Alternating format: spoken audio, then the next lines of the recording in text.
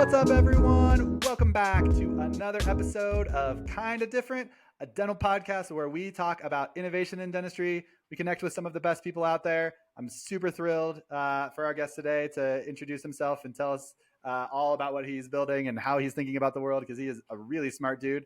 And then we talk about how we can all together make dental care more human. It is a joint effort. It takes all of us. I am Dr. Matt Allen, CEO and co-founder of DifferentKind and your host for Kinda Different. Super thrilled to be with you all today. And Dr. Amreesh Khanna of OraQ AI, CEO and founder, thank you so much for joining us today. I could not be more thrilled to have you on. I have a ton of questions that I have just ready to ask you and to learn from you and all of those things. So thank you so much for taking the time to join us. I would love for you to introduce yourself, tell us a little bit about what you're building at OraQ, and we'll dive in.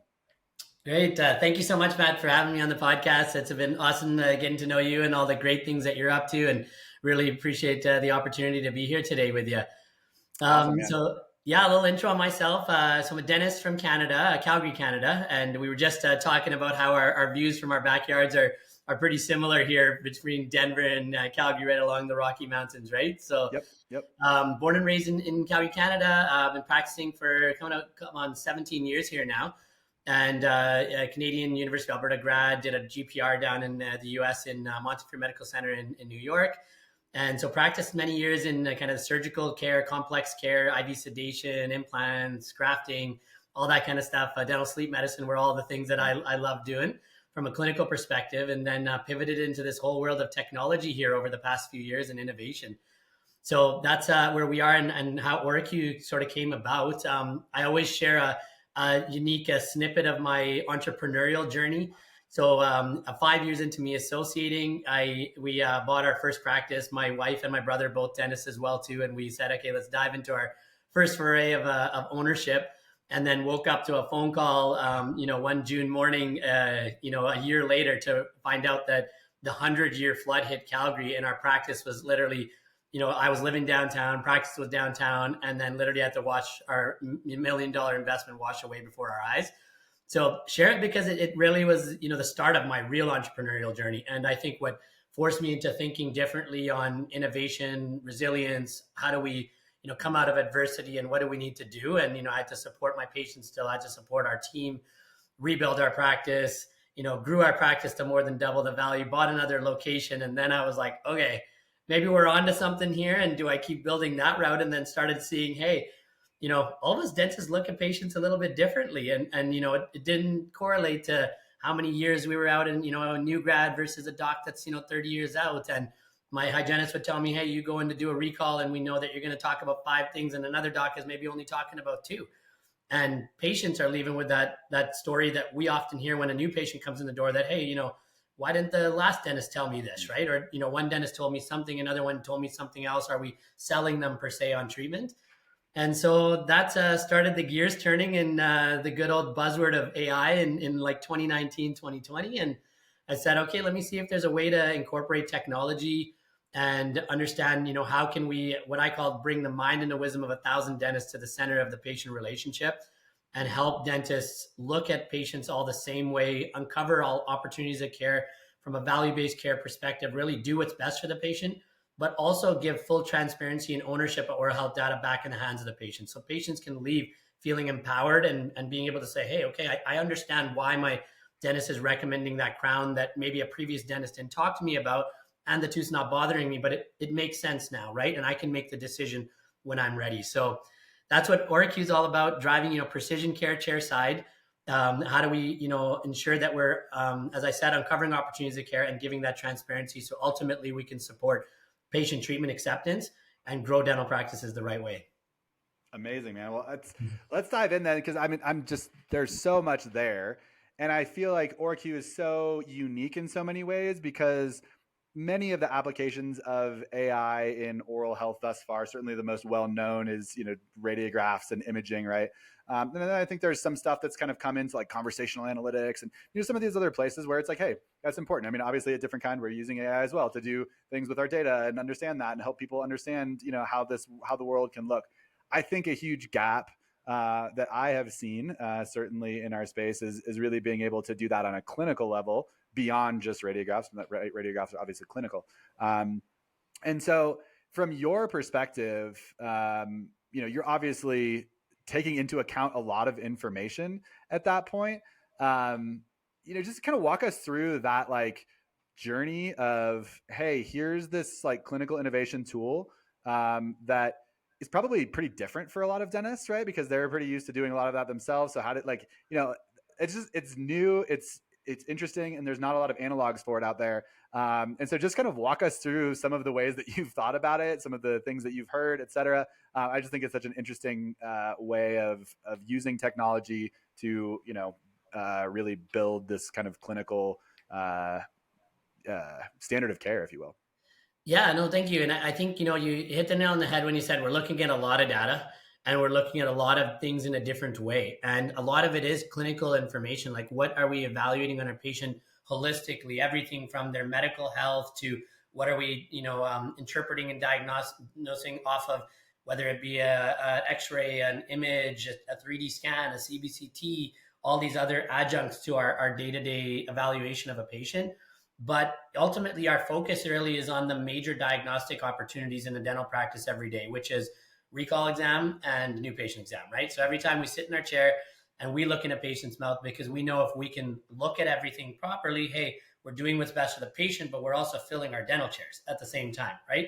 Totally. And so those are the two kind of key areas that we've launched with today. We have a limited exam component as well, too, which is an easy entry point for our solution and how we can support, high volume, busy practices that maybe aren't looking at that sort of time model today, but are very interested in how to implement. Yep.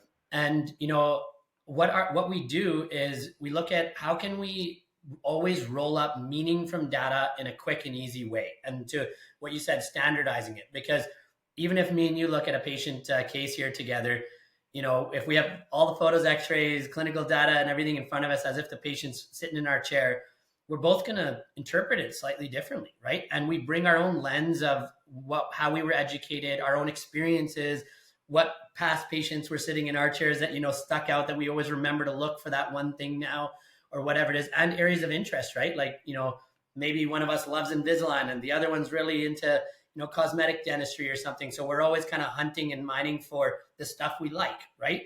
But hey, what if we don't know something? What's being missed, right? And I give obstructive sleep apnea and dental sleep medicine always as an easy example, because we did a study 2 years back and found that only 14% of dentists out there even screen for OSA. Yeah. So huge opportunity for patient impact in terms of quality of life and what we're doing to help them medically.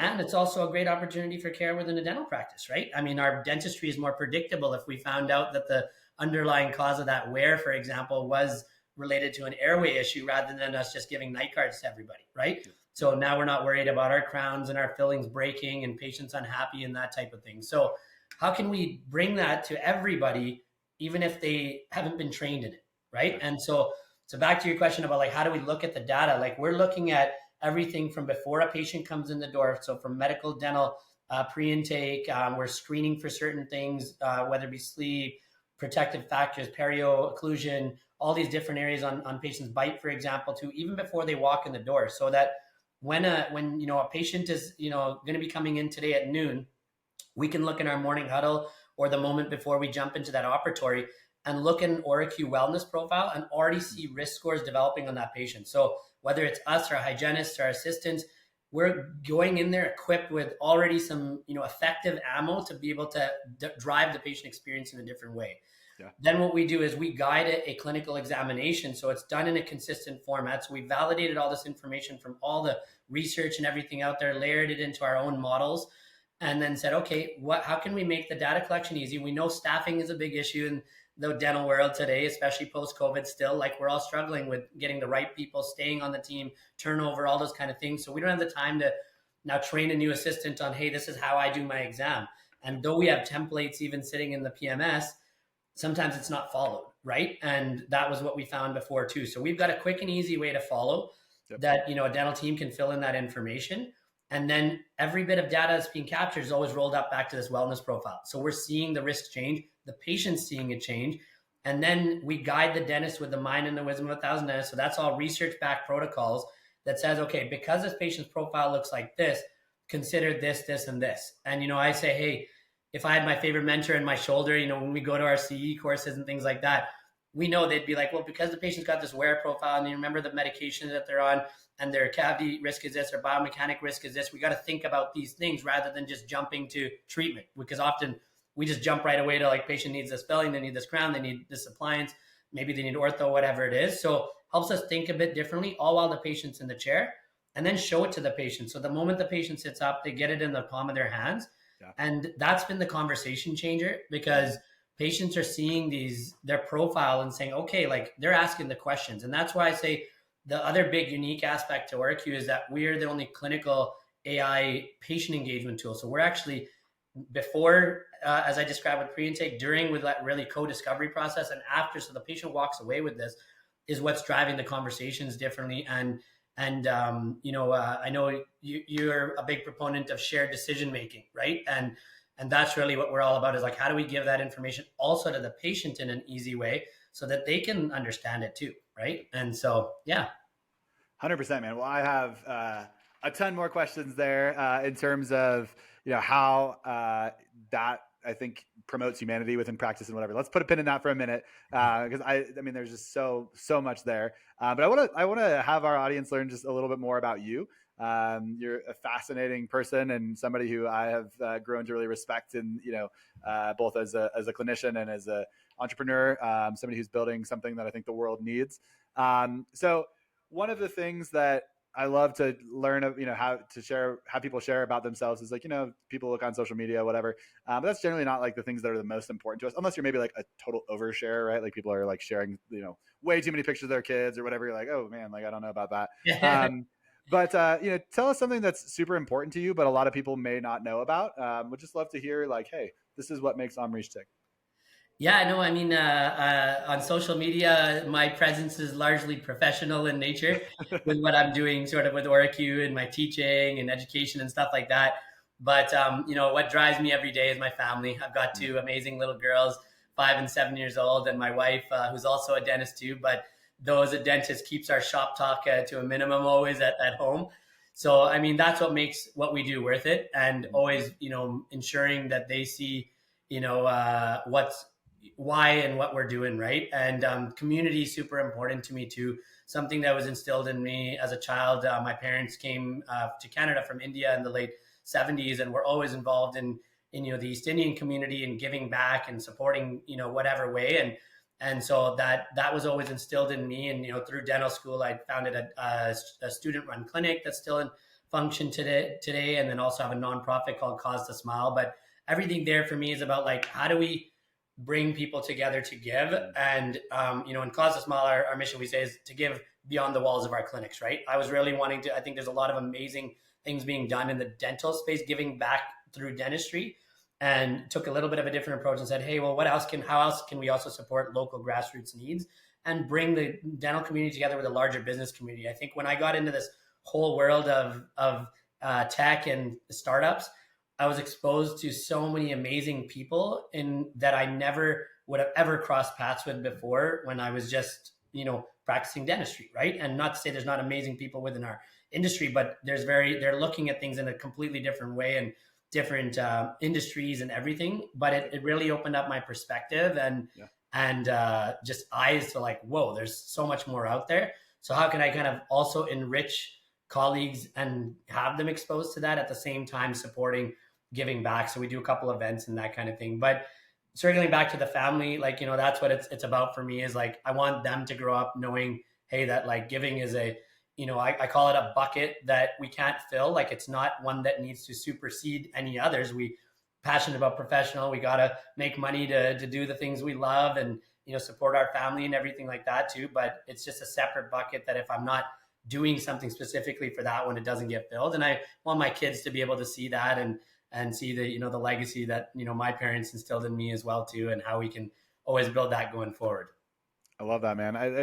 There's so much of what you're saying. I talk with my kids a lot about this idea, the Japanese concept of ikigai, right? Like what the world needs, what you love, what you're good at, and what you can make money at, and finding, something that's at the center of that, right? It's kind of this ultimate thing, right? Of like, and I think a lot of times, certain parts of that can, kind of get highlighted at the expense of others, right? But to be able to, say, hey, like, no, this is, yes, like we're doing this, but we're also like finding ways to give and finding what the world needs in that or outside of that, even, like is really cool. I just hear a lot of that in what you're saying. So Yeah, no, I love that.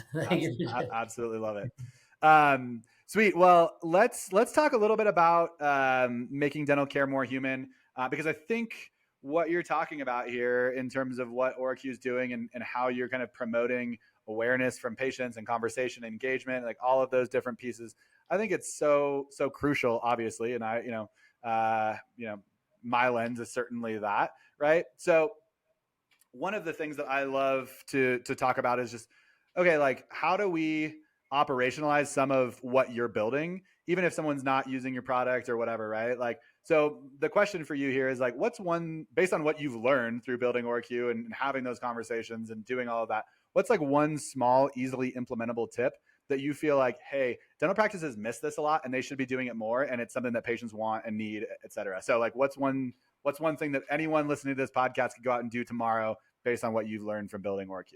Yeah, no, great question. And sometimes when I do some of my speaking engagements, I always say, how can you leave today thinking like an AI dentist, right? And not have to have a software just yet or whatever to help you do what you do.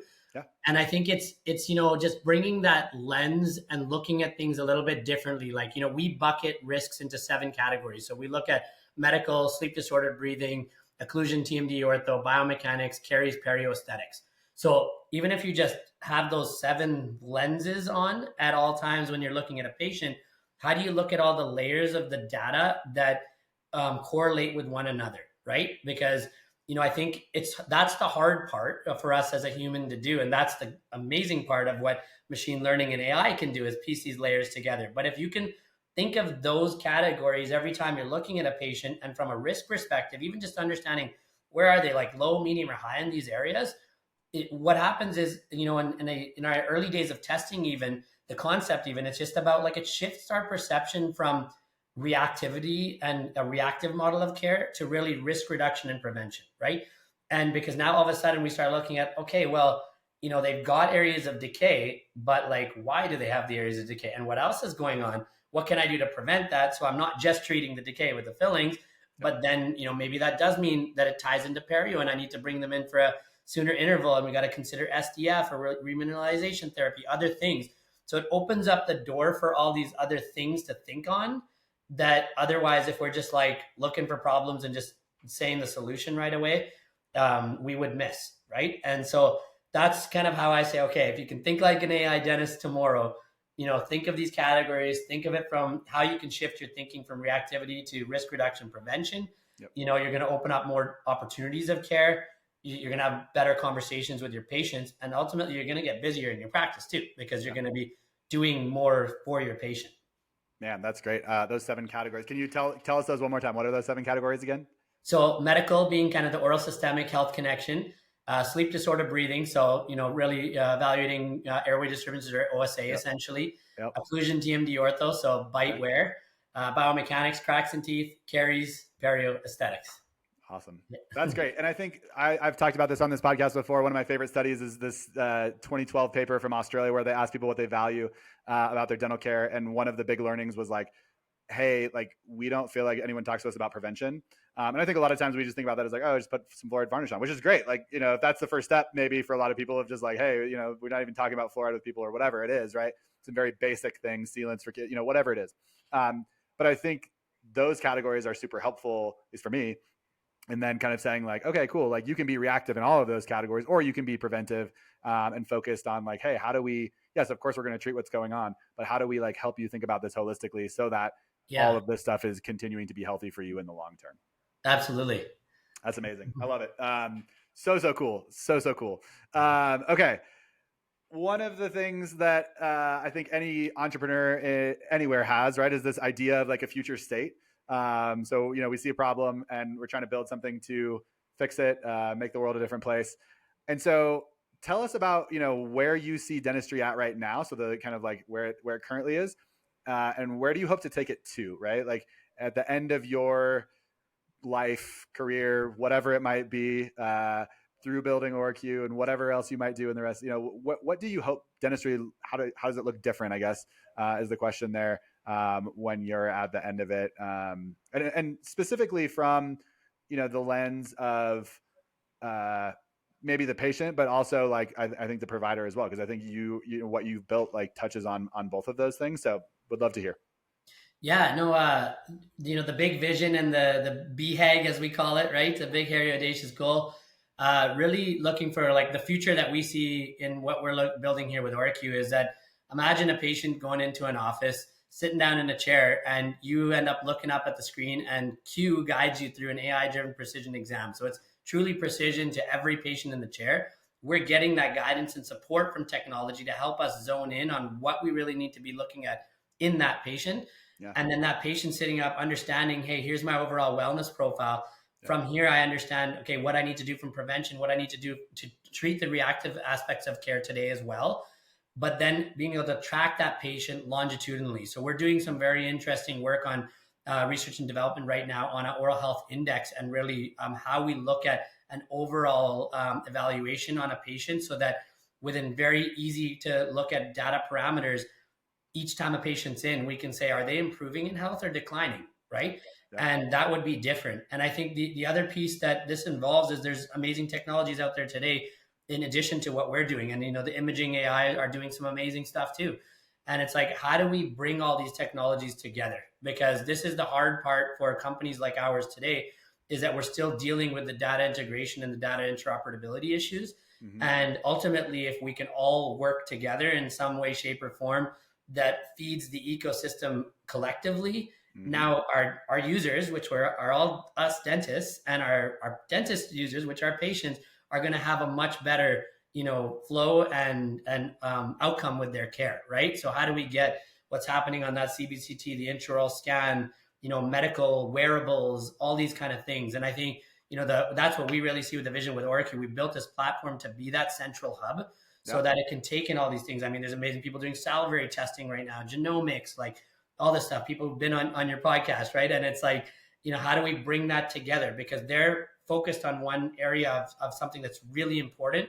Yep. But then how do you relate that now to like all the other stuff, right? Because if we leave it up to us again, as we've found through our studies in the AI, there's going to be variance, there's going to be variability. And so the whole goal about using these technologies is to reduce the variance and reduce the variability, drive precision collectively.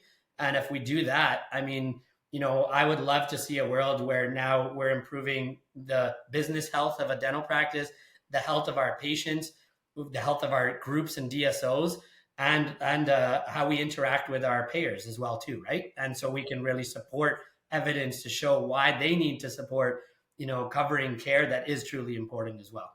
That's amazing, man. There's so like so many thoughts. One of the big ones that just jumps out to me too is I'm like I'm going to start again here. I don't think I've talked a lot about this on the podcast, but I'm like a kind of fitness nut in terms of like riding my bike all the time and, whatever. And, you start to see a lot of that data that comes from like wearables, right? Your Garmin, your Apple Watch, like whatever it is. And you're like, sweet, you can pretty much tell like, hey, here's what my fitness level's at. Here's what my fatigue level's at. Here's what my like training, impetus was for yesterday. Here's what it should be for today. Like if you really want to like know all that stuff, right?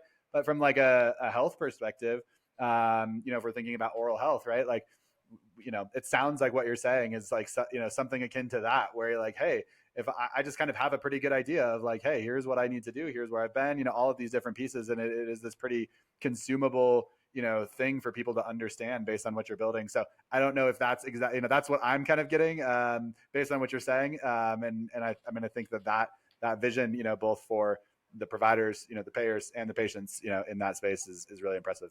Yeah. And it just like, even with your example, it gives us information around patient experience, right? Like, what do you like? What do you do? Are you, you may not be listening to my dental recommendations, but you will never miss a bike ride, right? Yeah. So how can I, communicate better with you and kind of help you understand the need of whatever I'm recommending akin to that, right? Totally. And, knowing that, hey, you are compliant in other things, maybe just not my recommendations. So all these things, some of it will integrate directly into like health parameters. Others is just patient experience, right? And if we can understand both effectively, then we can, help patients value what we're saying from both sides as well, right? Yeah, totally, man. Yeah. Well, this is awesome. I love it. I love this conversation. I'm excited to continue in the future with you both, maybe on another future episode of a podcast or, certainly in person at conferences and stuff. I would love, for you to share if people want to learn more about you, they want to learn more about OraQ AI. Where do they go? Give us some direction on that. Yeah, thank you so much, Matt. Learn more about us, you can check us out on our website, which is oraq.ai. So that's ORAQ.ai.